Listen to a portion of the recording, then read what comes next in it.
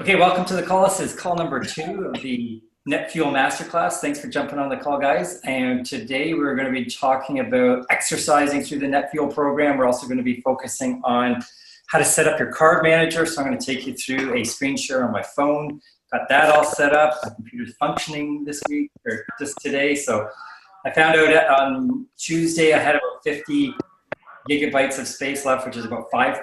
You're supposed to have 20, so now I've got close to 40. So I did a bunch of cleaning on things, so that's cool. Okay, so let me put into a quick screen share here once we get started on the call, and I will mute everybody as they come in, and we can get started on that, and we'll have time for questions at the end. So if you have questions as we're going through, just write them down. Typically when I'm talking, I tend not to look at the chat, but ask questions in there because I can always go back through them later. On Tuesday, I had my phone up here, and I'm 53 in a couple months, so I can't really see what's on my phone. So if you were asking me questions on the chat, there's no way I was going to see that. I'm probably a little bit better off on my computer here, but let's go into a quick screen share. This is what I was hoping to pop up last week, and it is just a cool little presentation that just a bunch of slides. I don't typically use these, but I'll throw these up anyways just so that we have them. So this is just the outline of the program, understanding ketosis, healthy versus regular keto. So obviously we're doing healthy keto with Net Fuel, preparing for the program, getting people set up for that first week where they're guiding themselves through the program. So if you're working with yourself, you want to ease into it. If you're guiding other people, which is what I hope you guys are going to be doing to help folks come into the program and get better results. And being able to kick into the Net Fuel group too and provide comments and help people out, because there's just going to be more and more people coming into that group. So if there's folks that can help guide them better, that's awesome. And then today we're going to be talking about exercising through the program and then setting up calories, deciding on how to actually get the best calorie mix and macronutrients and why. I think that's so important. Then it's going to show you how to set things up in Carb Manager. It's actually good that it's a little finicky because it gets people really invested in how to use the program, and then also copying information over from one day to the next. And I know that for me, the thing that was the most difficult about doing Net Fuel or ProEd when I first started it was just getting used to entering information and weighing your food, being on top of how much you were actually eating, putting it into that carb manager so it was more easily tracked. That was the most complicated thing of the whole thing. Getting down to 20 carbs is just a math thing. You're just planning things out. You're putting them into the carb manager, and you don't eat things until you've put everything in the carb manager and you've got your numbers all perfectly balanced out. Even if your numbers are wrong, we'll talk about that. Even if your numbers are wrong, you want to do it for a week or two to know that they're wrong, instead of just thinking that they're wrong. Because somebody might be thinking, oh, I only want to eat 1,200 calories a day, but maybe with the exercise that they're doing and their goal weight, they need to be doing 1,900 or 2,000 calories a day. But they're convinced that they only need 1,200 calories a day. They're going to be wrong if they're at 1,200 calories a day. And if they go through the program, they're not going to get results and they're going to be exhausted. But they need to go through that process in order to realize that. So using the carb manager, and then talking about the specifics of the day, so the cleansing, the meals, hydration, electrolytes, exogenous ketones, things like this stuff here. We're going to talk a little bit about that. Hopefully we get to that component of it. If we don't, we'll do that next Tuesday. So we'll just sort of push things along a little bit. This is just an outline that I thought I was going to be able to stick to. I know there's a spelling mistake on here. It's not Betz hydroxybutyrate, it's beta hydroxybutyrate. And those are just we talked about that last week, just the different types of ketones that your body generates. And when you're over 0.5 millimoles per liter, if you're measuring, say, blood ketones or acetoacetate, which is what you're going to be measuring on the P strips, then you're in ketosis. And if you're between 1.5 and 3, you're in that optimal range for fat burning. And sometimes people are going to, and I saw a post on this, people are upset because they're not at the super high end of the range, right? They're not up at 8 or 9 or 10 and they're overachievers and they want to get up there. There's no benefit to being over 3, right? If you're 1.5 to 3, you're golden. If you're 5 or 6, you might as well be at 3. You're not doing anything more for getting into a fat burning state if you're higher than 3. So just focus on that 1.5 to 3. I've got a Net Fuel book that I'm sort of writing here, so I'll pass this off to you guys when I get it all done. It's going to be like a summary of all the things that we're talking about. So you've got that. So if you think you're missing something, it's in there. There's things that are in here that I haven't talked about. We just don't have a ton of time. And then really what you want to be thinking about is, just getting into that proper state of ketosis and then monitoring and measuring. We're going to talk about that later. So healthy versus regular keto, and we went over all that. Preparing for the program, just sort of easing into the system, getting rid of the things that are going to be holding you back from getting into ketosis and increasing the things that are going to help you get there, like healthy fats, right? Lowering your carbohydrates. Okay, so let's just talk about exercising through the program. Obviously, this is my specialty because I've been an Ironman performance coach since 1990. I've coached people to over 1,400 Ironman races over the years. And so for me, helping people get into a fat-adapted state is so important. And if you're talking to athletes, so we're going to talk a little bit about endurance athletes, because if you're talking to athletes about whether they should be doing net fuel or not, it's so critically important for them to be better at burning and accessing fat for fuel. In the short term, it might suck because they're going to have to reduce their training intensity in order to get through this program. But here's the way I want you to understand why it's important to switch over to be able to burn more fat or a higher percentage of fats rather than relying on carbohydrates all the time. Too many times people feel like they're either hypoglycemic or they just need to eat gels all the time or bars in order to get through a workout, or drink like Hydrate. Hydrate's a great product, but you don't need it to get through a workout if you're fat adapted and you can access fat for fuel. You just don't need it. It's got some great electrolytes in it. So one of the things that I do when I'm working with my athletes is I like to split things up. So it's just water, it's just electrolytes, and it's just a fuel source. So in the ebook that I'm going to pass off to you guys for being on the course, it goes into detail on that. There's also a page on my website, bentleycoaching.com. If you go to isaketogenics.com, that'll take you right to the page. But it just goes through the whole process of splitting up your fueling, just water, just hydration, just electrolytes, and just fuel. What taking people through net fuel does is they're going to have to take a step back in their training, because usually people are really focused on burning and accessing carbohydrates or glycogen for energy. And when they lower their carb intake and they don't have that carb fuel source coming in all the time, all of a sudden their body doesn't know what to do. And that's why they feel like crap when they're going through workouts. They don't feel good. They don't have the energy. They're not dialed in. They may be in a brain fog, they're irritable, they're achy, because their body's not used to accessing those ketones for fuel. And you might hear the term bonking or hitting the wall, right, for marathon runners. It's because they've run out of glycogen. They haven't become adapted to accessing fat for fuel. And I mentioned it on Tuesday, when I was as lean as I needed to be for Ironman racing, I was about 5 to 6% body fat. I still had over 30,000 calories of fat on my body. Like, that's a lot of energy that I could tap into. But I only had about 2,000 to 2,500 calories of glycogen, and glycogen is what you get from eating carbohydrates. So I've got 2,000, 2,500 calories of glycogen in my muscles and liver, but I've got tens of thousands of calories of fat. I want to access that fat. And if you're explaining net fuel to an athlete, here's what you want to talk to them about. Burning fat is a cleaner fuel source. So you're going to have less recovery time. You're going to be less achy. And you're also going to have an overabundance of energy. You're going to have lots of fuel that you can draw from, and you're going to not need to eat as much as you're training and racing. And that's so important, because if you're getting in, and I'm going to quickly whip through this because it's not that important for this purposes of the whole course, but I want you to know it. So I just want you to hear it so that when you read it later in the ebook, it's going to make a little bit more sense. But when somebody goes into a race, their performance in an endurance event is not dictated by how fit they are. Their performance is going to be dictated by how they can refuel through the event. And if they're trying to jam in a lot of sugars and carbohydrates into their body, there's a really good chance that their stomach is going to shut down and they're not going to process anything through their system.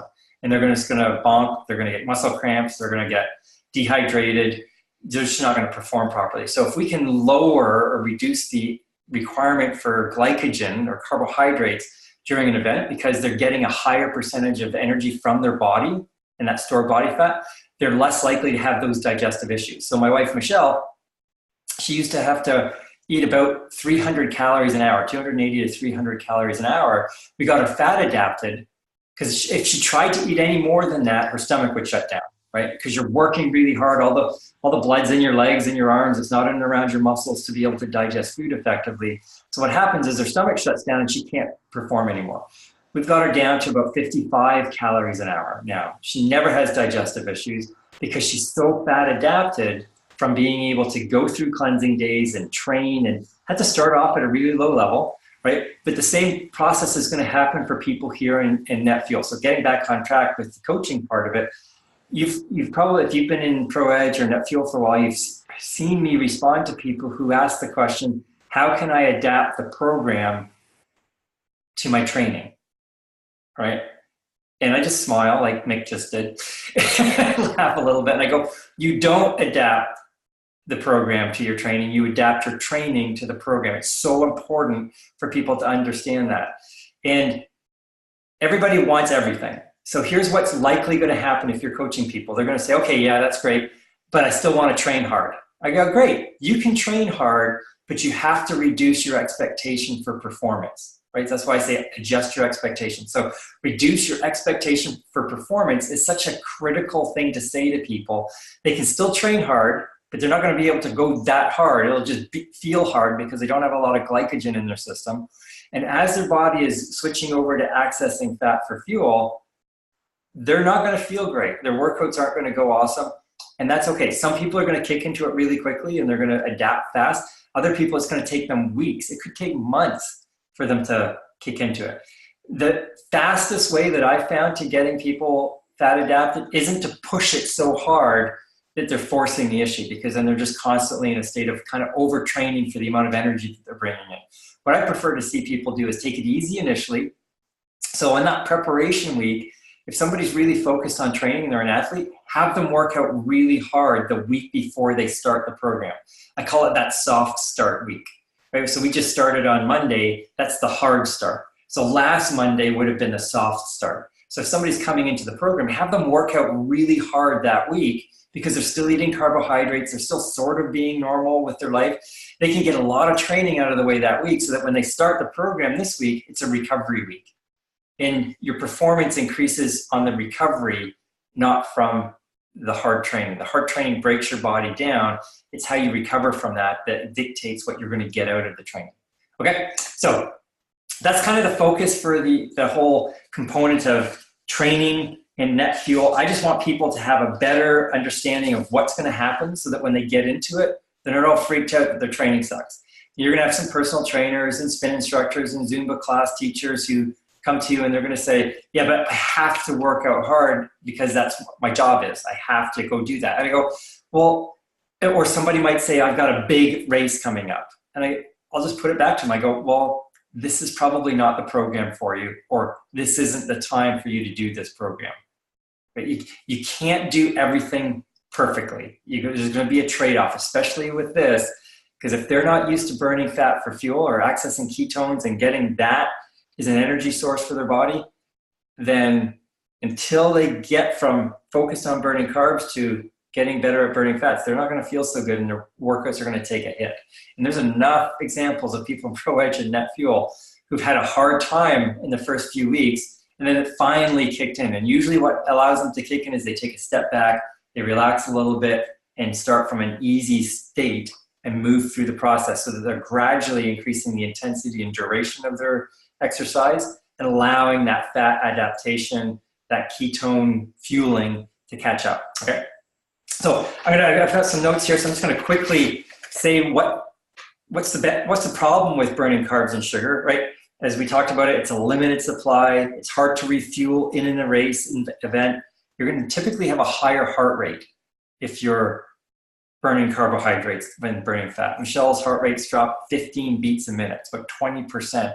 Her heart rates drop by going more into a fat burning than carbohydrate burning. You're going to have inconsistent energy, right?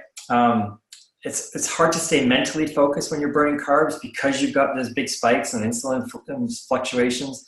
And then overfueling, which is really easy to do, is going to shut down your stomach. So accessing fat for fuel, much more effective, basically unlimited fueling. supplies. You've got better mental and physical effects, you know, and how your state and how you feel. You're going to have a lower effective heart rate, so you can push harder, and you're going to have more sustained power with less spikes. It's going to be much more even. So, and non-existent digestive issues. So when I'm explaining net fuel and this concept to athletes, I'm focusing on the benefits that somebody has after asking them the problems that they're experiencing now, right? And if you've got questions and you want to get a practical perspective too after the class, you know, just message Mick, like start up a post. Mick loves talking about this and how it's transformed his performance in racing and recovery. And I think it's a great thing to talk about. So anyway, the fueling strategy that I talk about, you can find on my website, so go there. I don't want to take up too much time on that, but it's really just water, electrolytes, and fuel. And then when you're getting into the fueling component of this, when you get fat adapted, you're going to be focusing more on the lower glycemic index products. So you're going to move away from gels and Carbo Pro and bars and things like that. You're going to move more towards things like UCAN or 3-carb. It's more of a starch product. Really low glycemic, doesn't increase your insulin levels when you're training, and you're gonna be able to get that into your body. There's not a lot of calories in it though, so if you use that and you're carb focused, you're probably not gonna have the energy that you want, so you wanna get more fat adapted first. Okay, that's kind of the main things. The other part of talking about this component of this system with athletes is the whole focus on recovery. This is so highly focused on quality protein and macronutrients and quality micronutrients. That's where the recovery comes from with athletes. And I've been sharing isogenics with athletes for 12 years since I came into this company. And that's the number one thing I hear athletes tell me right away. I'm recovering so much faster. So it's a huge marketing thing that you want to share with people who are athletes to show them why isogenics is going to be something worth looking at. And then you add into the net fuel component of fat adaptation so that they can reduce their issues with fueling during the race. That's a whole other area where you're going to be able to attract people. So anyways, okay. So that's the main things there. Let's see if I've got anything else. There's basically things here that, you know, it's really, you know, the one thing that just jumps out for me at the end there is just saying to folks, and this is where it goes to athletes, but also people who want to work out, but they're not considered athletes in their mind, or they're not focused on racing or events. Your results, how you look and how you feel, are going to be 80% the nutrition that you eat and drink, like what you put in your body. It's only 20% what you're actually doing. So if you're trying to sculpt your body, you're trying to reduce body fat, you're trying to build muscle, it's the food that you're eating. It's 80% what you eat. It's only 20% what you're actually doing with your body. Now, you can't just eat an awesome diet and go out and do an Ironman at maximum speed. You have to train. So there's a balance there. But if you're looking at it from a component of how do I want to look, it's what you eat that's going to dictate how well that's going to work for you. You still have to move. So there's that 20% component, but it's really what you're going to be eating. And then when it comes to getting fat adapted, it's really it's training through the cleansing days, and then also focusing on training fasted in the morning for as much as you can, because you're just constantly forcing your body to go after an increasing amount of fat for fuel. I know there was a couple questions at the end of last session about the difference between getting into ketosis and getting fat adapted.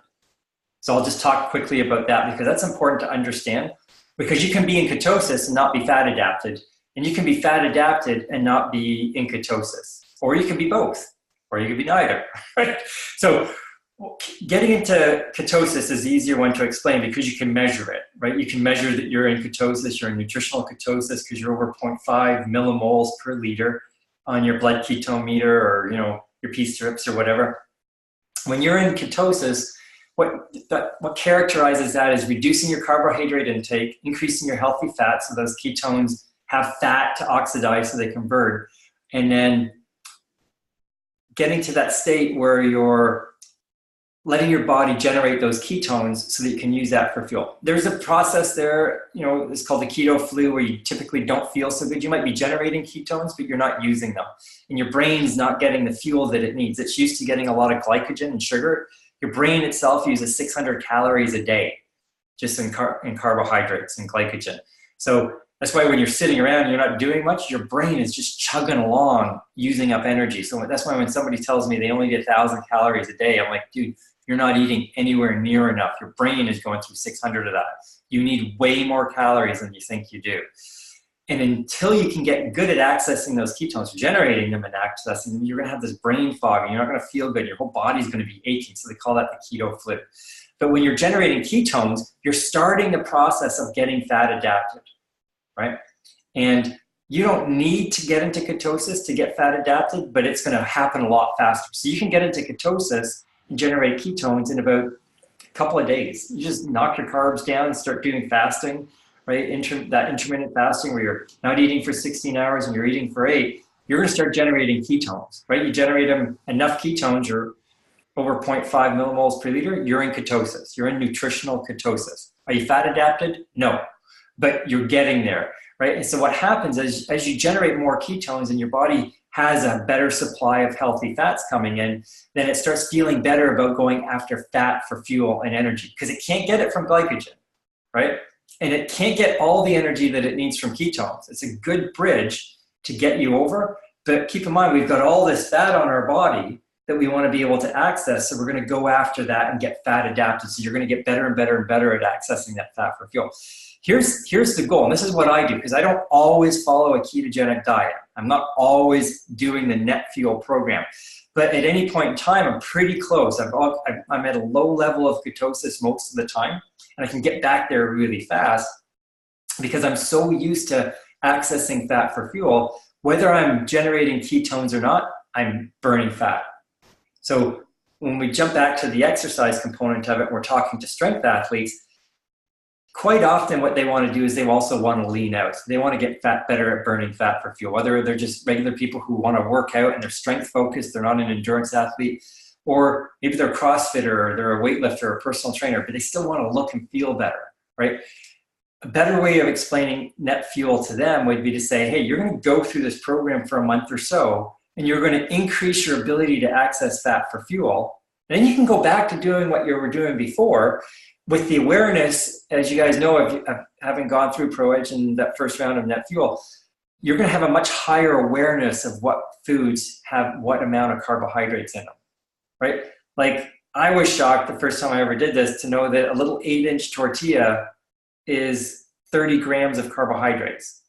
I love tortilla. I could polish off 2 or 3 of those things. I go to a Mexican restaurant, I'm having fajitas, I'm doing like 3, sometimes 4 of those suckers. That's a lot of carbohydrates in a tiny little tortilla, flour tortilla thing. Had no idea there's that many carbs in it. So you're gonna have better awareness, you're gonna make better choices, you're not gonna have as much focus on carbs because you know you don't need that many carbs in order to fuel your body because you're getting a lot of energy from fat. And quite often what happens is as you add those carbs in, you also start to realize how crappy you feel, right? And I don't want to feel that crappy. I want to feel good. So having a moderate amount of protein, a low amount of carbohydrates, and a high amount of healthy fat allows me to feel better most of the time. I'm still going to have carbs because I like them, but I'm going to be much more aware of what I'm doing. So when you're talking to a strength athlete, have them focus on increasing their ability to access and burn fat just in general. So they're going to be hardcore for a month, following through the program, get locked into ketosis, and then they can start adding the carbs back in and be able to still stay in that fat burning state. So hopefully that was a bit more of a clearer explanation of the difference between being fat adapted and being ketosis. I've got it in the book here, so you'll see that later when you get into that. Okay, so let's talk about deciding your numbers and getting people set up for success, because this is so critical right from the very beginning to make sure that people are doing the right thing. Because if they're starting this wrong, they might be successful, but it's because they got lucky. And in ProEdge, when we first started, there was a lot of talk about people saying, just keep your carbs under 20 grams a day, 20 net grams a day. Don't worry about anything else. And I'm like, no, right? Because it's so easy to eat too many proteins. It's just normal for people. And see, now you're not following a ketogenic diet, you're following an Atkins diet if your protein's too high. Oh yeah, but my carbs are low. But I'm getting great results. Well, then you're lucky, right? So I prefer to just let people know all the information that they need, get it set up from the beginning. We're going to do that tonight. And then going forward, if they're not on track, it's easier to find out why, because there's less things wrong, right? There's less things that could be pulling them off. And there's a chapter here in the book talking about all the different things that are challenges for people that are going to hold them back, right? So I'm just going to use an example here. So you can write this stuff down. I don't think it's on the slide. No. So one of the things that you want to do is, like, just let's say we're going to take somebody whose their ideal goal weight is 140 pounds. Let's say they're 170 now, right? And the wording is really important. So my ideal lean goal weight. Somebody might have an interim weight. Let's say they're 200 pounds and they don't see themselves getting down to 140. They're like, okay, I'd like to get to 170. I'm going to ask them, what's your ideal goal lean weight? Like, if you could snap your fingers and it was happening, what would it be? Oh, well, I'd like to be 140. See, if they choose 170 and work their calories off that higher number, they're going to be eating too much, because that excess fat that they've got on their body, we don't need to fuel that. We're trying to fuel the lean mass on their body. So I want to know what their ideal lean goal weight is. Now, even if they don't do anything because they're bedridden or they're injured or they're, disabled or whatever, or they don't do any exercise, I still want them to add on 10%, right? Because you're still doing something, right? You're still functioning. You're still walking around your apartment or your house and you're cooking and you're doing stuff, you're playing with the cat, whatever. Add 10%. It's going to stop people from eating too little. So in this case, if there's 440 pounds is their ideal goal weight, we're going to add a 0 to the end of that 140, and we're going to come up with a basal metabolic rate of 1,400. So you're going to add a 0 to whatever the end of their goal ideal lean body weight is. So if it's 10% is all they're going to add on for their exercise, then it's 140 calories onto that 1,400. Now, it's an approximate, right? My wife's 130 something pounds. Her base metabolic rate is 1,700 calories a day, right? Not doing anything. She's burning 1,700. So the more active and the more muscular you are, the higher your number is going to be and the more important it is to get more calories in. So I'm usually going to be generous with people when I'm figuring out their calories if they're more athletic.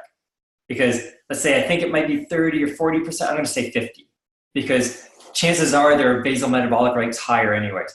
If somebody doesn't work out and they don't have a lot of muscle on their body and they're trying to get rid of a lot of fat, then chances are their basal metabolic rate might even be lower than that goal weight. But I still want to get their calories up because that's the thing that's going to kick their metabolism into gear. Most people who are trying to lose weight but aren't successful, it's because they're not eating enough. It's the number one reason. There's other factors, obviously, but that's the number one reason people aren't eating enough calories. When they increase their calories, so let's say, in this case here, we've got 140, and let's say I go with, 50%, because they're working out a few times a day, let's say 4 or 5 times a week for about an hour at a time, and maybe on the weekend they go out for a couple hours. I'm going to say 50%, right? If they were working out every other day for maybe an hour, I'd go 30, 20, 30, 40%.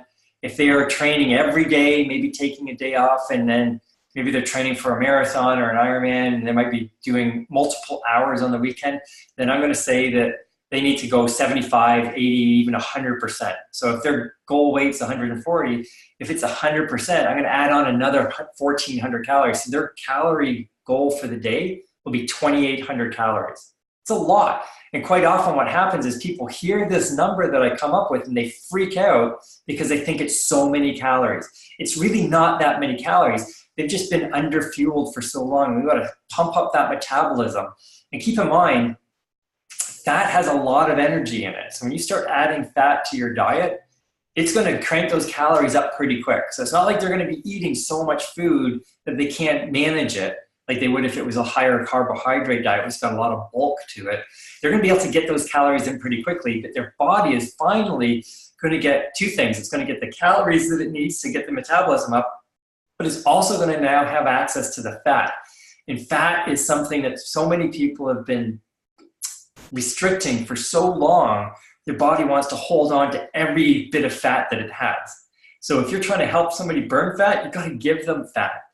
just make sure it's healthy fat, like we talked about before. You know, as much as there's room in here for, you know, bacon and cream cheese, you don't want to be making that a priority in your focus for your fats. You want to be doing things like healthier fats, like the oils, olive oil, avocado oil, coconut oil, MCT oil, nuts, right? Butter, cheese, you know, within reason on those things. Avocados, those are great sources. Seeds, those are all great sources of nuts and oils and fats that you bring into your body. So getting back on track here.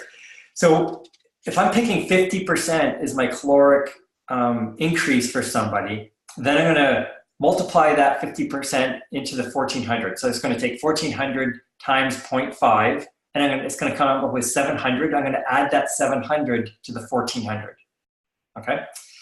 And I'm going to come up with a number of 2100 calories. So that's that person's goal caloric intake. And I get almost always it's higher than they think it needs to be, right? And I say this, do it for a couple of weeks, right? Remember that flow chart I put up? And it says, am I getting the right amount of calories, right? It's in here, it's right here, right? Am I getting the right amount of calories?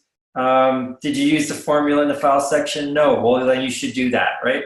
And if they say yes, I go, have you been doing this for at least 2 weeks? No. Well, then you should do that, right? You need to get this caloric intake coming in every single day for a couple of weeks for your body to finally relax and go, okay, finally giving us enough energy, we can start to open up our metabolism and start burning more calories for fuel. Think about the opposite. If you're running out of energy, your body doesn't know it can go down to HEB or Loblaws and go grocery shopping. It just thinks you're in starvation mode and there's a famine coming. So it's going to shut things down and stop you from burning too many calories. And you could have the perfect ratio of macronutrients.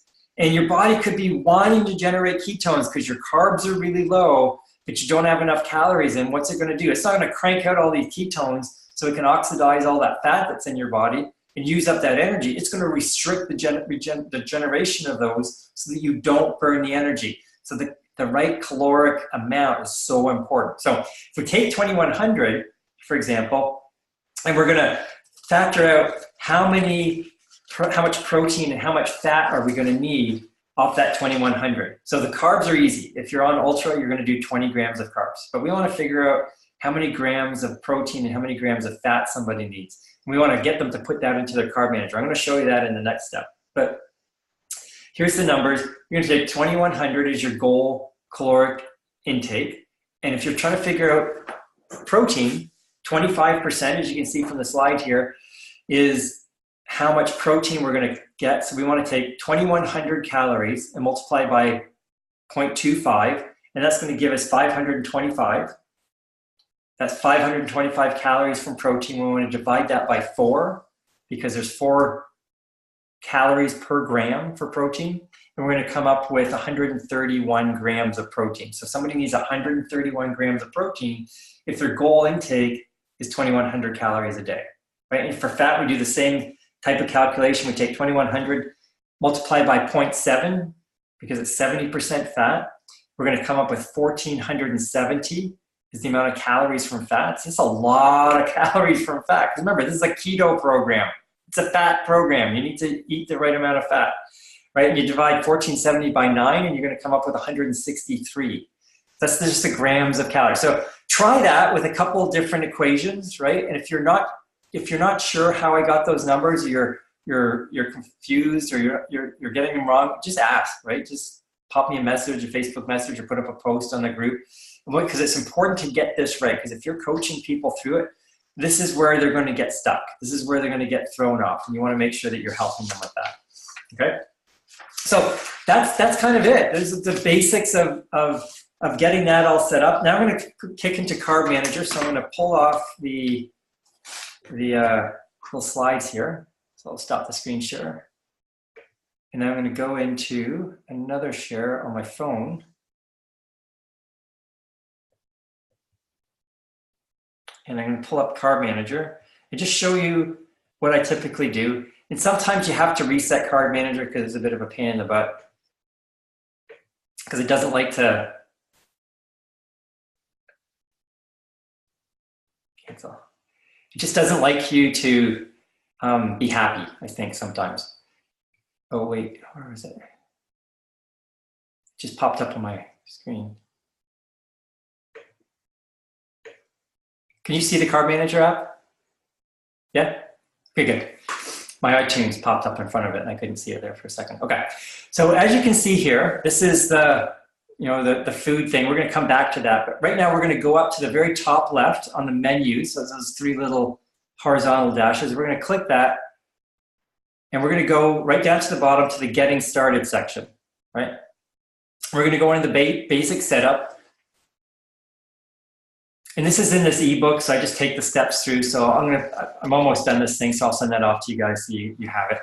And then just gonna make sure you're on net carbs here, track all macros, track all calories, right? I'm in the US, I use imperial calories. And then we go continue. And you know, I'm a male, obviously, born in 66, 5 feet. I'm not 5 foot 5 inches, so we're gonna change that to 5'11".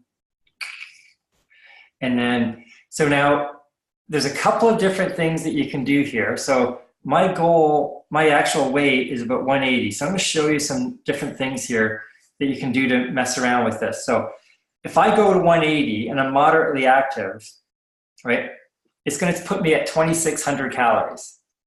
Right? And I'm gonna go down for the carb protein fat ratio and I'm gonna choose 5, 25, 70. So if I'm happy with 2,600 calories, I'm golden, right? I've got the net carbs at 20, right? And so for somebody like me, I'm gonna do 25% protein is 163 and 70% fat, 70-ish, it says 72, but that's fine because I'm at 3% carbs. So it's gonna have to pump up because it has to be 100, right? So it's gonna pump up the fat a little bit. I'm totally cool with that. And I would just click apply and click finish. And then I'm gonna go in here and I'm gonna see I'm at 2,600 carbs, 2,600 calories, 163 grams of protein, 206 grams of fat, 20 grams of net carbs. I'm golden, like I'm happy, right? And now all I have to do is use the Carb Manager app as we talked about before, put your food in there each night before you're eating it, and then the next day you just go through the process. But let's go back and let's say I wanna change it to 2,300 calories because I feel better at doing 2,300 calories, right? So I went through this earlier and I got all kinds of problems with it, right? This is what's gonna happen. It's already set me up, right? It doesn't want me to change it anymore. I can't click any of these things. So what I do is I go into settings. So I'm just showing you how to overcome some of the problems, right? I'm gonna go into settings, right? Which is just above getting started. And I'm gonna go in right down to the bottom and I'm gonna reset the account. And it's gonna wipe everything out, but I don't care. Like I don't go back and look at stuff. So I'm just gonna type in reset here.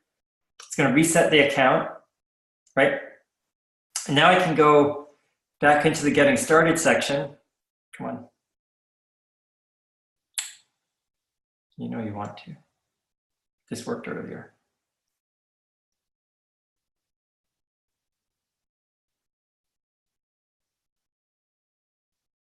Am I spelling reset wrong? I can't see that.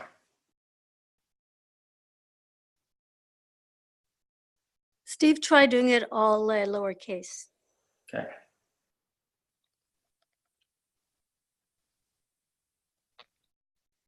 Okay, there we go. So basic setup. So we're just going to go through that process again. Continue. And see, okay, see now I'm a female. Awesome. And I'm born in 75. Not likely. Okay. 66. So I'm going to choose 5'11". And so if I pick sedentary here,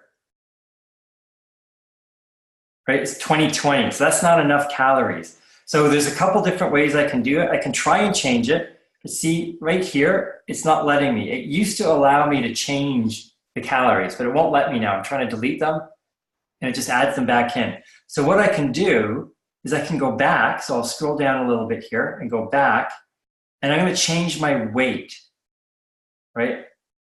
Or the activity level. So let's say I want to get to 2,300. If I go to lightly active, 2315. So I can play around with that. I can either play around with the activity level. So let's put it back to sedentary, and I can put this up to say 195. right? Okay, so that's not enough. So I could go back and I could just play back and forth. All I care about, I don't care what's in this front section here because I'm not using Carb Manager to determine my calories. If I say, where it says in the next section, if I'm trying to change my weight, I don't want to do that. I don't want it to decide what my goal calories are. I want to tell it what my calories are based on the formula that I've come up with. But if I change my weight, it's going to adjust the calories for me. So I'm going to keep going, messing around with that to get to the point where I'm where I want to be. And then once I've gotten to 2,300 calories, so there's 2408, it's a little high. So let me go back a bit more. So you're just going to go back, say I'm going to change I'm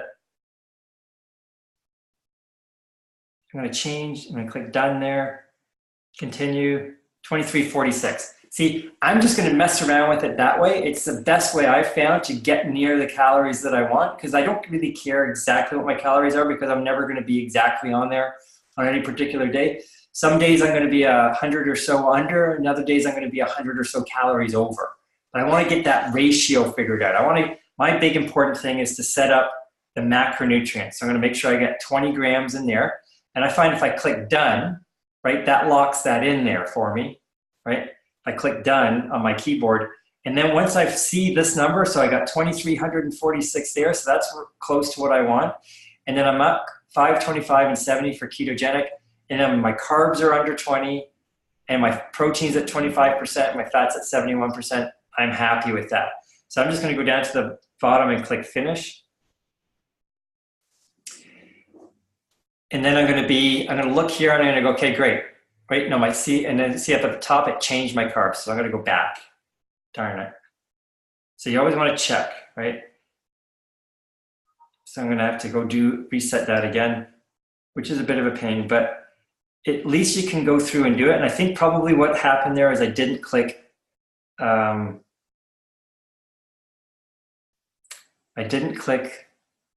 apply. That's probably what happened. Okay, so I'm just going to quickly do that because I just want you to see that it happens.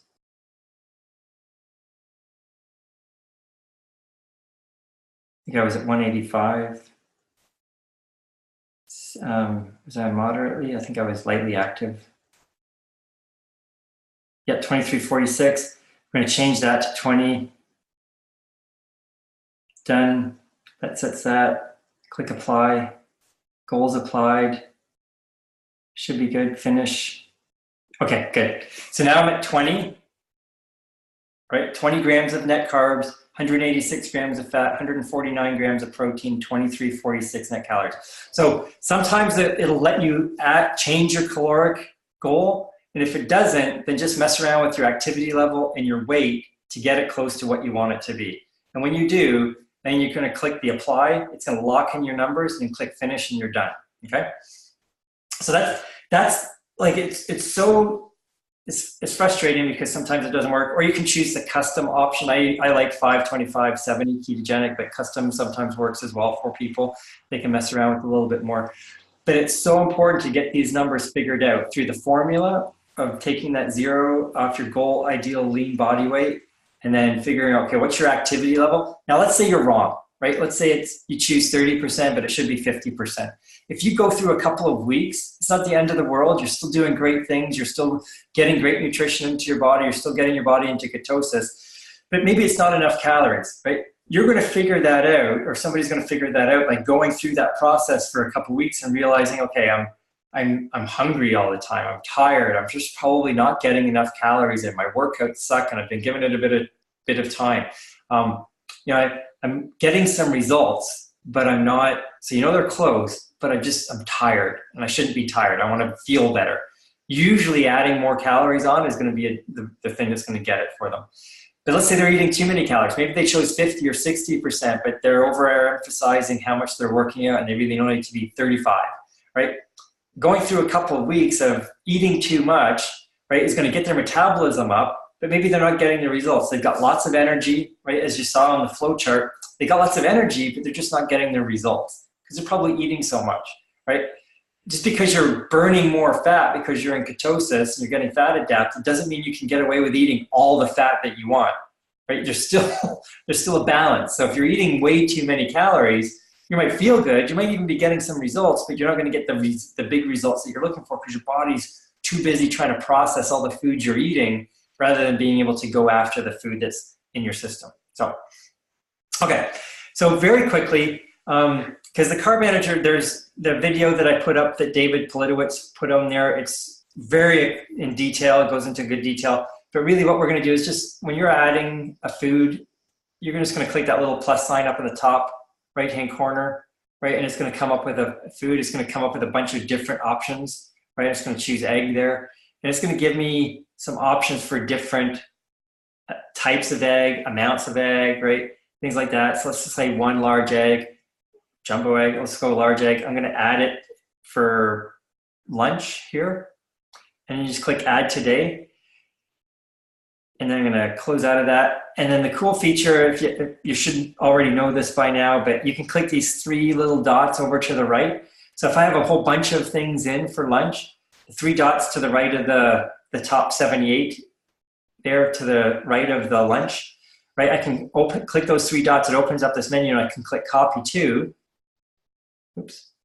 And then it chooses a day. So that's today. So I'm going to choose the next day, the 22nd, and then just click set. And it copies it to that. And it asks me, do I want to do it for lunch? Yeah, sure.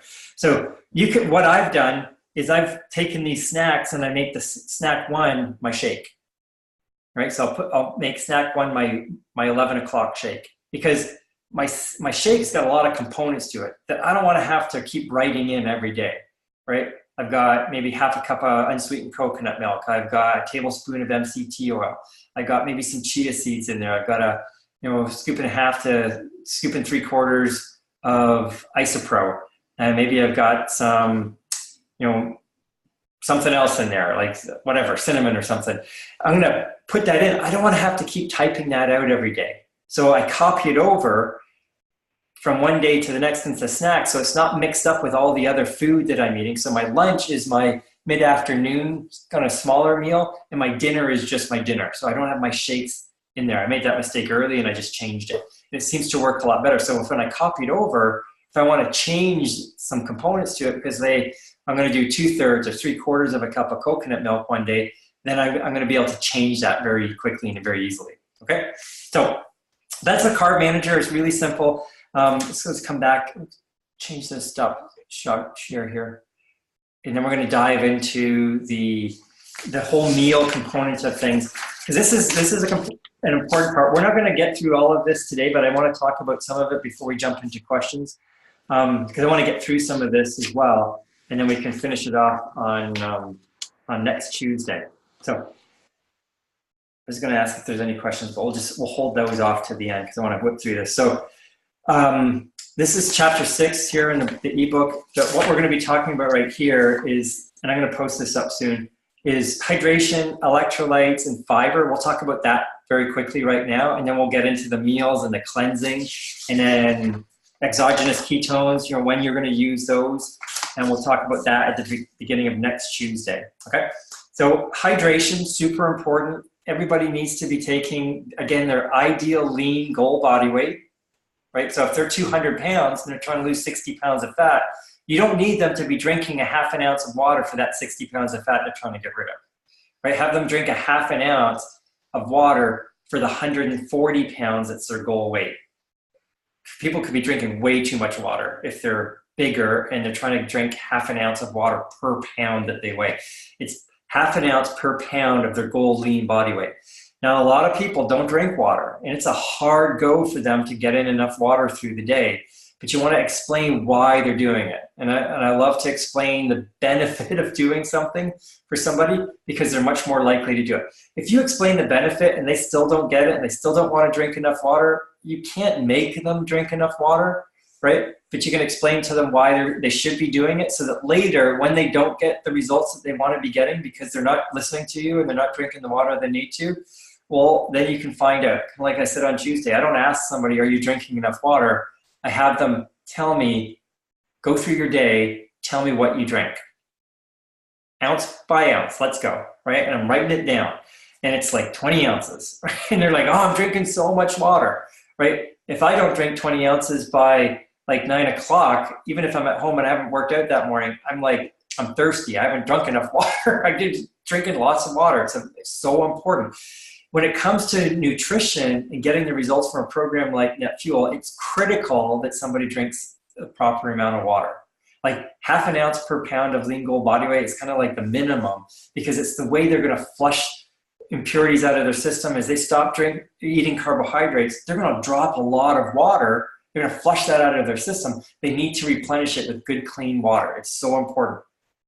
And then one of the things that I like to do as well is to try and get most of my water in earlier in the day. Because if I try and pack it on it later in the night, guaranteed I'm waking up in the middle of the night and I don't want to have to do that. So I'm going to try and drink most of my water earlier in the day so that it's in my system, so that I'm less likely to wake up later at night and have to go to the bathroom. Okay. So here's some of the things that you want to tell people. Again, this is in my little ebook there, so you don't have to write all this down. You're going to get it later. But if somebody's 3% dehydrated, especially if they're an athlete, they're going to be between 8 and 10% lower on their speed and their strength. Because muscle is 70% water. If you're dehydrated, that muscle can't contract as well as it normally would if you were hydrated properly. It's not going to be as strong. You're not going to be able to move as fast. So for somebody who's athletic, they're trying to be functional at things, you want to be hydrated. It's so simple to do it. But people don't like drinking water, but it's okay, right? But they need to do it. So why is it also important as you go through this program? Because as you're cleansing, you need to eliminate those impurities through urination. It's one of the pathways that you're getting impurities out of your system. If you don't drink enough water, you might mobilize those toxins. Your body's just going to reabsorb them again. So you need to generate enough urine. It's the same reason why you want to have enough fiber coming into your body, so that when that fiber is in your intestines, it's more likely to absorb the toxins that get released into your body. So if you're in Pro Edge, you heard me a couple times each week leading up to the first cleanses, get your fiber up, right? Women need to be doing 25 grams of fiber a day, and guys need to be doing 35 grams of fiber a day, so that when you get to that cleansing day or two, you've got enough fiber in your intestines so that when those toxins get dumped into your intestines, the fiber's there to absorb them so they don't get reabsorbed through your intestinal lining. So important to get that fiber in. Is it a pain in the butt? Yeah, it absolutely is. It's difficult because you've got to add extra things to your shake. I don't particularly like the way psyllium husk powder tastes in my shake, but it's important to get it in, and I want the benefits of something, so I'm going to do that, right? So half an ounce up to an ounce for somebody. And then the other component of these big three is electrolytes. You want to make sure somebody's getting good electrolyte replacement into their body. And pink Himalayan sea salt is just a super inexpensive, super easy way to get that into your body. You know, we're athletes, so we use a whole bunch of different electrolyte replacement products. We've got little salt caps. We've got base salt, right? It's just stuff that costs like 20 times more than normal salt, but it's salt, right? Just use salt. Put how much? About a quarter of a teaspoon in for about 8 to 15 ounces of water, right? And it's going to taste minerally at first. You're probably not going to like it. You're not going to be used to it. So just start small and gradually increase. Salt your food. This is especially important early in the program when somebody's getting started, because their body's dumping a lot of water. It's going to be dumping a lot of electrolytes. They're not going to feel good. And a lot of the times that keto flu can be really avoided and eliminated by having proper electrolytes and proper hydration in their system. So anyways, let me quickly whip through the chat here just to see if there's any questions that people are asking.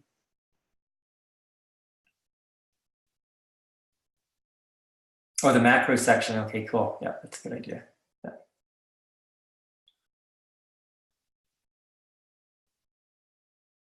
The category I use for bulletproof coffee, I just use that for breakfast. That's what I just put it in breakfast because it's the same thing every day. Yeah, no, I haven't shared the ebook yet.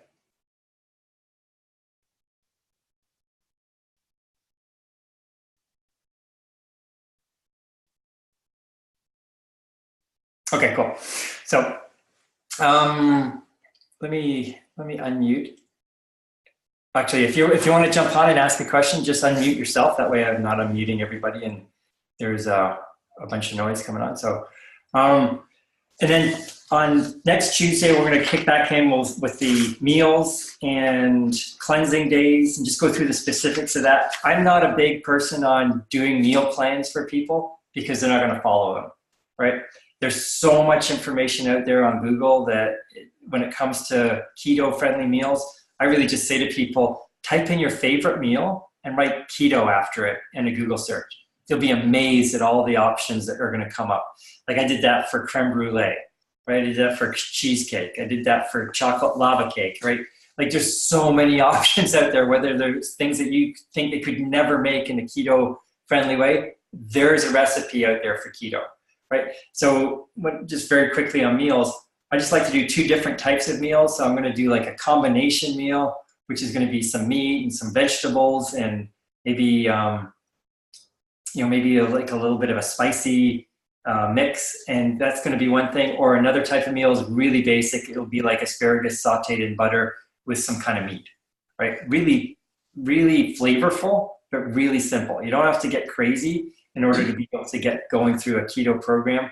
We'll talk a little bit about some options for lunches and different dinners next Tuesday. But it's I just like to keep things really simple, just like the cleansing days, right? 2 ounces of cleanse drink every other hour through the day and a bunch of water. Like you can't get more simple than that. The more complicated you make it, the more people are thinking about it and the more likely they are to start focusing on how hungry they are. So I don't want to be thinking about cleansing days. I just want to do them and get them out of the way. Anyways, what questions do people have? Hi, Stephen. Nick. Oh. Nick? Okay. Just one quick thing on the carb manager now. I noticed one of the questions just pop up as well. I have a Garmin watch that is adjusting my calories in carb manager. Now, I'm actually now, after listening to this, actually going to switch that off because if you're manually putting in that you want to have that amount of calories, if you're then you can adjust your macros and adjust your calories input. I noticed like with my Garmin, I mean, if I'm just walking around, obviously it's adding extra calories all the time. So I don't really want to have that, do I? No, not if you're using that formula where you're deciding, okay, I'm at 50%, right? Or for you, you're probably like, I don't know, 70 or 60 or 70 or 80, right? If you're training a lot, you're going to take your goal lean ideal body weight and multiply that by a factor based on your activity already. So you don't need it to do anything more, right? You're already doing that. So I would just turn that feature off. Okay, thank you. But keeping in mind too, some days you're not training the same amount all the time, but that's where that calorie cycling starts kicking in as well. Because some days you're going to be a little under because you're not training as hard. Maybe your goal calorie, like what's your goal calories? Well, it was too low. I've realized that, and it's part of my problem. It's like trying to lose the weight that I've been trying to lose. So I've got stuck in that cycle, and I'm just re-listening to this again. It means that I am going to put them up because I was probably at like 20% above. Like I want to be 160 pounds, so I was at 1600, and then I've been adding 20%. Well, yeah. I'm doing 7 to 10 hours training at the moment, so a week. So that's not enough. Yeah, I would be, if you're at 160, I would probably go like 24 to 2,500 calories a day is probably what I would put you at. And then let's say it's not exactly accurate. After about a week and a half of doing that, you're going to know that you're either getting too much or you're still not quite enough. But you got to peg it somewhere, right? And then some days you're going to be, let's say it is 2,400. Some days you're not going to be training really hard because you had a hard block. And you're going to be looking at all the food that you need to eat that day, and you're going to go, I can't do it because you're just not hungry enough because you haven't done enough training in that 2 or 3 day span.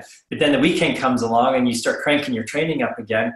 And so maybe you were at 2,200 calories for a couple of days. Well, now you're at 2,600 for a couple of days. That's okay, right? I just want to make one comment as well, because for people that haven't seen my posts or anything like that, when I started this in October, I was the 100% skeptic as far as the long distance.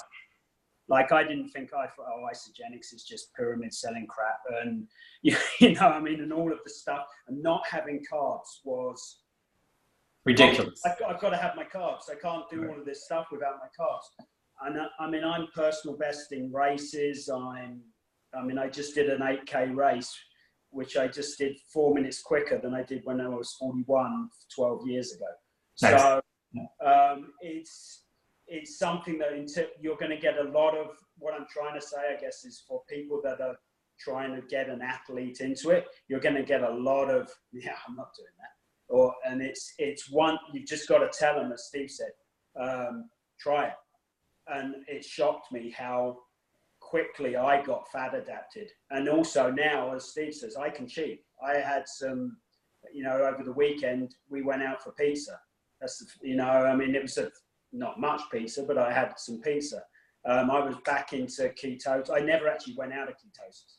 So it's something that you just have to really emphasize with people. So sorry, I just wanted to say that for people. Yeah, that's good. Yeah. Great comment. Yeah. So who else was that was asking? Yeah, Stephen, this is Bon Lynn. I had a question about fiber. Mm-hmm. There's days I find myself getting like 42 on my fiber. Yeah, awesome. Do you have too much? No, probably not. if you're getting, there's so many different types of fiber out there. If you're getting, let's say, 42 grams of psyllium husk powder in a shake, right? That's going to be really hard to get through your system because it gels up so much, right? But if you're trying to get a lot of fiber from food and you're adding some fiber in, then if you're balancing it out through that 8-hour window, you're going to be good. I wouldn't worry too much about it. Fabulous. Cool. Amy, you had a question about just the caloric thing. If somebody's if they're training a whole bunch and you need to add 50% on, then add 50% on. Again, most people are just always going to pick too low of a number and they're not eating enough and they're always going to suppress their metabolism. So they're never going to let things kick into gear, but they're never going to know whether it's enough unless they try it for a couple of weeks. So I always think 2 weeks is kind of that thing. If somebody's been too low on calories for so long, their metabolism's really suppressed, they're not going to feel any different eating, with the proper amount of calories the next day or even that week. It's going to take a couple of weeks for their body to relax and get into it. So I always say, do it for 2 weeks and then see how you feel. And usually what happens is the weight might not be coming off, but the energy is going to start to come up, right? They're going to start feeling better. And then things are going to start shifting, right? The inches are going to start coming off, especially because you're on this keto program, this net fuel system. As you found, things happen a lot quicker when you're doing this because your body's now metabolically functioning more effectively. And it usually is going to kick in sooner than that 2 weeks, but I always tell them to give it 2 weeks before you decide that you're going to adjust them down or up. So. Okay, thank you. Mm-hmm. Hey, Steve, it's Valerie. How are you? Hey, Valerie. First of all, I just want to say, everybody, you can change your category names in the Carb Manager. I'll write it in our group how to do it. But like my categories say bulletproof, shake 1, lunch, shake 2, dinner, and supplements. So you can change that. I'll explain it. But anyway, that's not my question. So, Steve, but it was a good comment, though. So you can do. You said you switch back and forth, like you're not always doing the net fuel. Mm-hmm. And I think I asked this question before, but maybe just need a little more clarification. So if you're still trying to lose weight, can you switch back and forth? Do you not suggest it? If you switch back and forth from the regular program to the net fuel, like what would your net carbs be for that or look like for that, or your ratio looks like for that? Yep. I'm not trying to lose weight, so I'm not that focused. But if I was, here's what I would do. And I've said this so many times to people before Net Fuel and Pro Edge, I would say, if it was me and I had excess fat on my body and I had a program that I knew was working, I would follow that program consistently until I got rid of the fat that I needed to get rid of. Because there's nothing that's more important to me than not having that on, right? So I would stay in Net Fuel and I would get my 20 grams and under, lock into ketosis, and then I would stay under 50, and I would stay at that level as long as I was getting results, right? And if things were slowing down, I would do what Mick's doing here, right? Like I'd take a look back at my calories. Do I need to adjust them? Because as you go through the system, you might be getting too many calories in because your body's burning more from within. Right? We got exogenous calories that we're adding in, we're eating every day. That's what we're putting into the Carb Manager. But as you get more fat adapted, your percentage of fuel that you're burning is going to be increasing because you're burning it from your butt, right? Your back, your hips, your arms, your neck, right? So we don't need to eat as much because we're getting more energy from our body. So if I feel like I'm still getting results and my energy is really high, I might try and inch my calories down a bit. But if I feel like my results are slowing down or I'm getting tired, I'm going to pump them back up again. And I'm going to keep playing around with that until I burn. And I'm going to exercise, I'm going to work out, I'm going to tone, I'm going to do all those things. And I'm going to do the cleansing days. I would almost do 2 days of cleansing almost every week. I don't care what Isogenics says about just do 4 days a month. I don't really care about that. I've helped 6 or 7 people lose over 100 pounds in Isogenics in the 12 years that I've been in here. And I just have them do 2 cleansing days every week.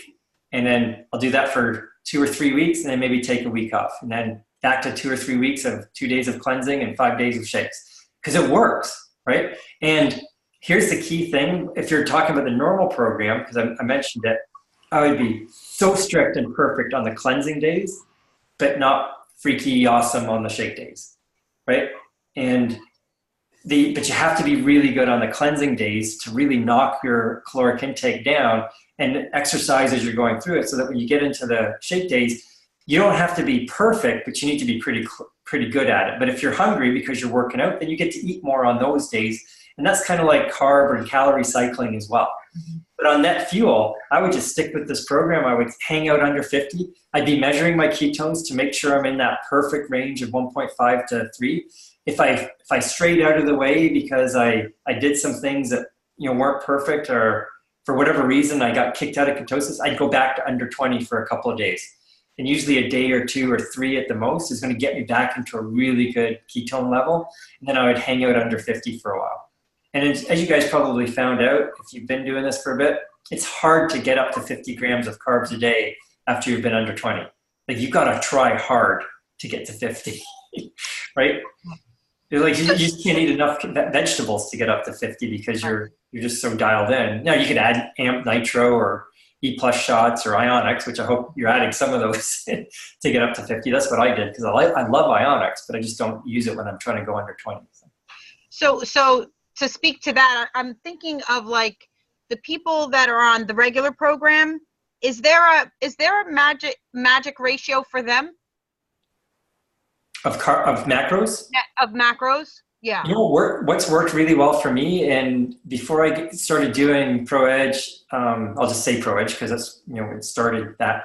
I was at about 20 to 25% carbohydrates, 20 to 25% protein, and about 50 to 55% fat before even doing this. Like, that's a really good, manageable, easy number. And I was always in that kind of low level of ketosis anyways, because we've just been working so hard with athletes and getting fat adapted. That's kind of a really good way of going. If you're going to be focused on glycogen as a fuel source for an athlete, then your carbs are going to be higher, right? But I'm not. I'm focusing on accessing fat for fuel. So I've always been eating a lot of fat. What I found that can answer your question even better, though, is having gone through net fuel, the awareness of how, and I mentioned it earlier, the awareness of carbohydrates and what they do for your system and what amount of carbs there is in food. That is amazing information that you can take to somebody who's doing the normal 30-day program. They have no interest in doing net fuel or keto or whatever, but you can take the information that you're learning from this and coach people who are going through a normal 30-day and guide them on the food that they need to eat. You don't need to talk about ketones, right? You don't need to talk about, high fat and this and that. Just say, let's have you eat a little less carbs, right? I've always said to people when they do the normal 30-day, no rice, no potatoes, no pasta, no bread, right? Like, that's easy, right? But focusing in on like no sugars and things, right? No wraps, right? Because like I said earlier, a little flour tortilla is 30 grams of carbohydrates, but everybody likes to think, well, I had a chicken wrap, right? Chicken Caesar wrap. And like, dude, there's so many carbs in that. Like, you just stay away from stuff like that and it'll make a huge difference. And you're starting to move them towards being fat adapted. They may not get into that state where they're generating enough ketones to say they're in nutritional ketosis because they're still eating enough carbs, but they're getting better at accessing fat for fuel. isogenics works. They don't need to go into net fuel and keto to get great results with isogenics. I think net fuel program works great for people who've been in isogenics for a long time, who've gotten lazy and away from things, or maybe they've been perfect, because I know a lot of people are, I'm not saying everybody is, but a lot of times they follow the program perfectly, but their body age and type, older female, they just get locked down, and then they come into net fuel and they get that awareness of carbohydrates and how impactful in a bad way they are for weight loss. You start switching a few things around. It seems like it's a lot, but really it's not, right, what we're doing. And you start switching a few things around and bang, you get these results kicking in so fast.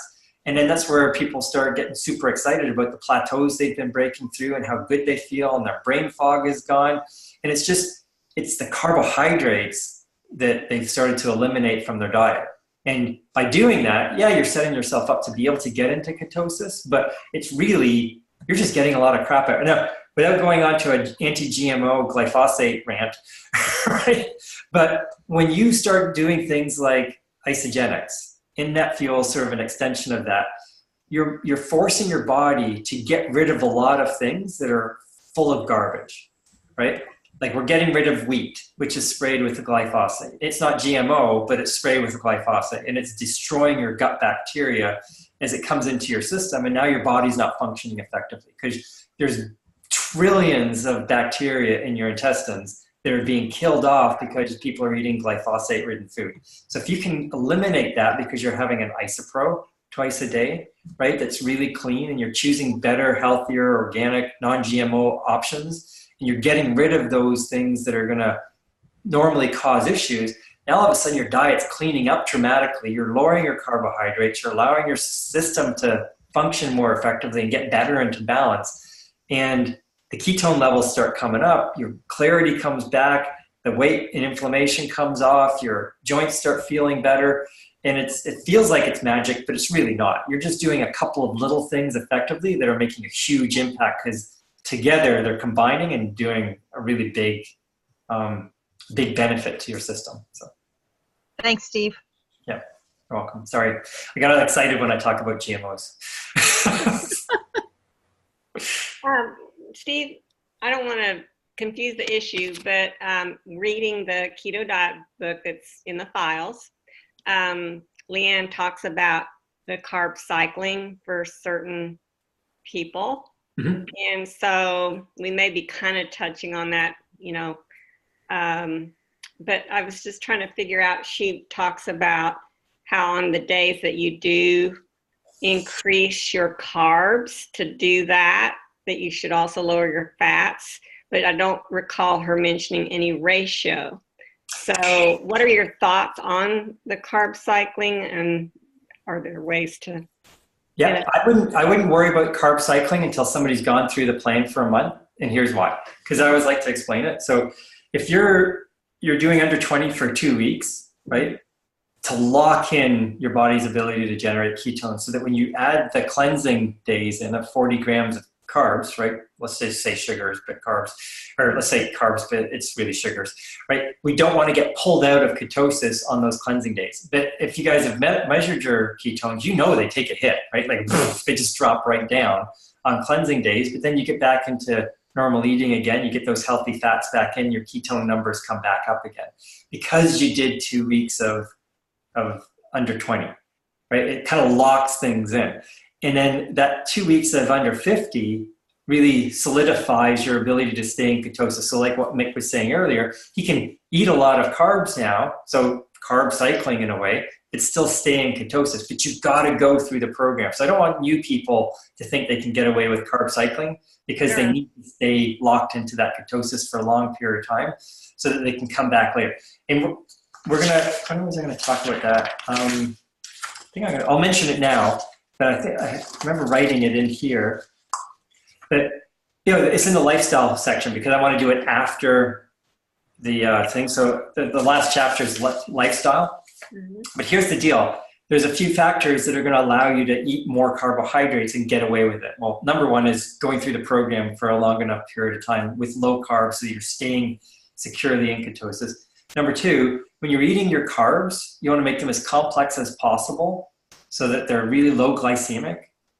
And you ideally want to have them with fat and protein. So it sounds like our isoline shake, right? Our isoline pro shake. So you can be in ketosis and have a full-on isoline pro shake and still stay in ketosis if you've locked yourself into that, because it's a really low glycemic shake, right? Not a lot of high sugar carbs in it. There's protein, a lot of protein, and there's fat. So your body's not going to register that as just eating a lot of sugar, which is going to pull you out of ketosis. The other thing that you can do is have as many of your carbohydrates in and around when you're exercising as possible, because your body doesn't need to generate as much insulin to process out sugars if you're exercising. It's much more sensitive to the sugars. The insulin, so you don't need to generate as much of it because it's going to do more, and you're going to be burning up a lot of those carbs because you're exercising. So in an ideal world, right, somebody would do their, and I say this all the time to people that I'm coaching, I go, I'm not going to say what's easy, I'm going to say what works, right? You're going to do your 16 hours of fasting, and let's say you're going to start eating at 11. Well, do your training right before that. Well, I got to train in the morning early because I got to go to work. I'm just telling you what's going to work, right? You can figure it out. Move your eating window or whatever. But you do your training right away at the end of that 16-hour fast, and then at 11 o'clock you do your eating, and you eat most of your carbs right then, right after your workout, because you're going to process them really effectively, and you're going to have a lot less chance of them impacting adversely your ketone levels or getting stored as fat because you're getting too many in, because your body's burning those carbs. You've heard that, right? Eat within half an hour to better replenish your muscle glycogen, but then also to get better protein synthesis. So, and there's studies going on right now that you'll hear about at some point in time about different types of proteins that you can have that process at different rates through your system through the day. So you can have them at one point in time, but they're impacting your body over a period of time through the day. So there's lots of things to think about too. There's lots of different options out there, but when it comes to carb cycling, I wouldn't do it initially for that first month. And if somebody's looking for results and they still haven't kicked in to getting good results, I wouldn't even think about carb cycling. I would just stick with the program. But then once they're humming along and they're getting good results, and if they don't want to exercise, I would really steer them away from doing carb cycling, because carb cycling is something that people who are more active can get away with, because they kind of need the carbohydrates to fuel their training. And it's more meant for them, I would think. And is there any difference between anaerobic versus aerobic training, endurance? The endurance training, I'm understanding that, but is there a different way to counsel people to do more your weight training or resistance versus the endurance? Yeah, so for sure, it's a great question. I was going to talk about it in the exercise section, but I just sort of glossed over it. But for let's say anaerobic or intense CrossFitters, people in the gym doing heavy weights, you don't need a pre-workout to go in and do a workout, right? Like, I rarely will take one, and then Nitro came along and I take it every once in a while, but I don't need it, right? I'm still going to be able to go do a workout. My best workouts actually happen on cleansing days, and specifically my second cleansing day, because my growth hormone is so high on cleansing days. I don't need anything to go into the gym. So what I would prefer to see people do is not take anything for that first month that they're doing, their training, and they're going through net fuel. And then later, once they get into kind of more of a lifestyle, let's say they've lost the fat that they need, because you can't train effectively and build muscle and performance and lose fat. Because to lose fat, you need to suppress your calories a little bit. To really improve your performance and build muscle, you have to overeat. You have to get too many calories in to support that growth. So they're always competing against each other. So I say pick one or the other. You're going to either lose weight or you want to improve your performance. And usually people are going to improve their performance more by losing weight than they are by training harder, right? Like, I can help somebody drop 10 or 20 pounds off in a month. That's going to increase their performance, 5, 10, 15%. There's no training they can do in a month that's going to increase their performance 10 or 15%. So you might as well lose the weight, right? You're going to perform better and then get into the training later. So once you've lost the weight because you're focused on that fuel more specifically, then after they can do that kind of calorie cycling that you're talking about by adding in a nitro or power or another pre-workout before the workout, because they're doing it right before the workout, they're going to be more likely to burn up those calories. And because they did the program for a month, they're more likely to stay in ketosis because they're kind of locked into that, because they didn't mess around with calorie cycling and adding extra things in to support the workout earlier, right? Another thing people are going to ask is, well, I'm used to having a protein shake right after a workout. I work out in the morning, but that's my 16-hour fasting window, right?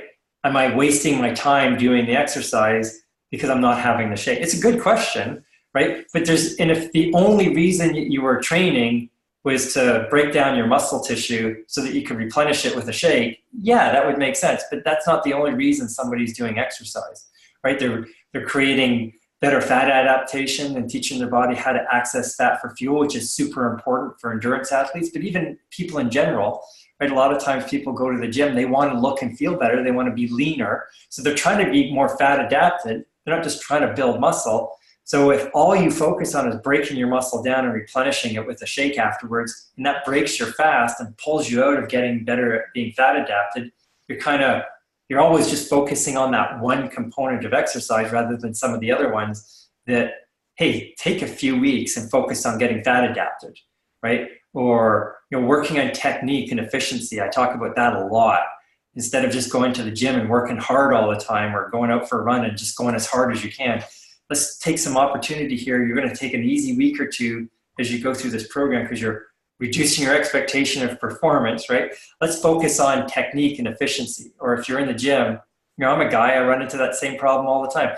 Oh, I got to try and load on more weight to the bar, right? And then a friend comes along and go, dude, your technique sucks. You're pushing too much weight, right? So take the big plates off and put some lighter plates on and get better form and technique and angles in. And, doesn't feel as good because my plates are smaller, right? But I'm doing better technique, and everybody can work on that, right? Everybody can work on better efficiency and technique and form and core conditioning, right? Go to the gym and just work on core, right? Like all your strength comes from your core. So if your core is weak, it doesn't matter how strong your legs and arms get, you're not going to be able to generate any power and be effective at anything. So I have a really hard time answering in like 2 or 3 words. Sorry. That was a good question. So Stephen, just going back to Deb's question about zone training being anaerobic versus aerobic versus fat burning zone, when we're initially going through this program, what is your recommendation for the zone that people should really be setting their expectations to? That's a great question. It's never one thing. I want people doing different stuff all the time because there's different energy systems that I'm always trying to get people to work on. And if somebody's trying to burn fat, I would never say just go out and run easy. But even though that's in the fat burning zone, we want to be able to activate muscle systems and get people working harder. Like I've got Michelle, she's an Ironman triathlete, and I've got her doing mile repeats at a really high intensity right now because I want her to be able to increase her capacity to work harder. So I like HIIT training. I like that interval stuff. I like weight training. I like endurance, aerobic training. I think most endurance athletes train too much in the gray zone. They don't do enough easy stuff. And because of that, they're too tired all the time and they can't do enough really high intensity stuff. So I like to make things either really easy in aerobic, so you're building up that really good aerobic base. And then you can also do some really high intensity things that are way higher than you think you need to. But because they're so short, like 20-second bursts, right, with a minute or 2 rest, it doesn't matter that you're not eating any carbs. You're going to be able to handle that 20-second burst because you've got enough energy in your system. And then when you're doing that really low intensity aerobic base building activity, that's what you're really trying to do to get into that better fat adaptation and teach your body to get better at burning fat for fuel, is that really aerobic stuff. But again, even then, most people go too hard. But you want to be able to be at a pace where you can have a conversation like this. Yeah. If I'm talking to you, I want to be able to have this kind of conversation. I might be breathing a little hard, but too many people are going way too hard when they do their aerobic base building because they're trying to push the envelope a bit. And that's good if you're getting ready for a particular pace, right, and race, but they needed to have gone through that whole base building component earlier. And that's a great time to to still do that kind of a workout early in a program like NetFuel because it's so easy and aerobic. It's perfect for being able to teach your body how to get that fat and burn more of it. So I was always under the understanding and was taught that if you're running in a zone 2, which is really a fat burning zone, your body's burning sugar for the 3 days afterwards. So it was always zone 3 and zone 4 where you wanted to be, but yet long distance running, running a half marathon, running at a zone 4 for, for me, my personal best was 2 hours and 9 minutes. That's a pretty intense level. So that's why I'm just trying to understand really when we're doing NetFuel, where should we be focusing so we get best results?